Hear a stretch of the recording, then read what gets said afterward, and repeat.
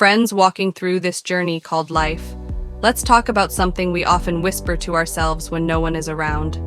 I'm tired. But it's not the kind of tired that sleep can fix, is it? You go to bed early, you sleep in late. You take a break, a weekend off, even a vacation, yet the heaviness remains. It clings to you, it seeps into your bones.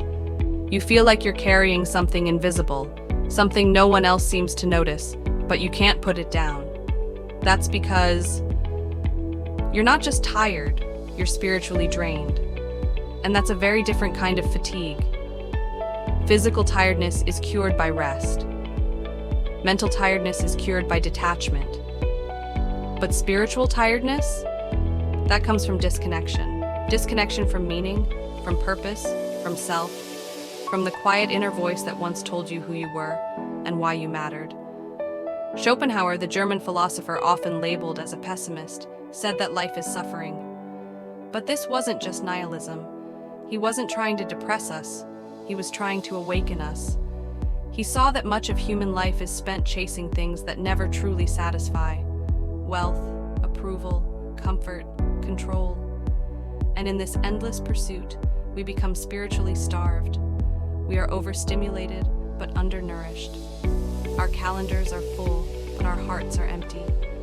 We scroll, we swipe, we reply to messages, but forget to check in with ourselves. We are so connected to the world that we've become disconnected from our soul. And that's what you're feeling.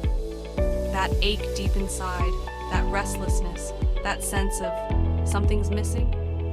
Even when everything on the outside looks fine. That's not laziness. That's not weakness. That's a sacred signal. Your soul is sending out a flare, a call to return home. Here's the truth. There is no amount of hustle that can refill a depleted soul. There is no productivity hack that can replace purpose. There is no promotion, no praise, no possession that can substitute for peace. You may be surviving, but are you alive? You may be functioning, but are you fulfilled?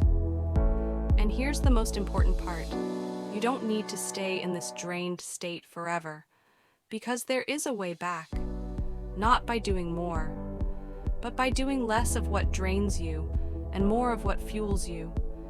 You heal spiritual fatigue not by force, but by faith. Faith in your own worth. Faith in the idea that you are allowed to rest, to break, to breathe, to be. Start here. Reclaim stillness. Silence isn't empty. It's full of answers. Reconnect with beauty. Watch a sunset. Listen to music that moves you. Read words that remind you of who you are. Rebuild rituals. Drink your coffee without your phone. Take walks without rushing. Meditate without expectations. Remember your why. Not what you do, but why you do it. And if you've forgotten, give yourself permission to rediscover it. Understand this. Even Schopenhauer, in his bleak view of life, believed in the power of art, music, and introspection to lift the spirit.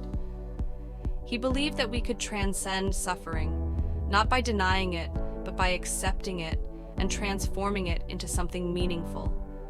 And that is where your power lies, not in pretending you're okay, but in standing in the truth of your weariness and saying, I may be spiritually drained, but I am not defeated.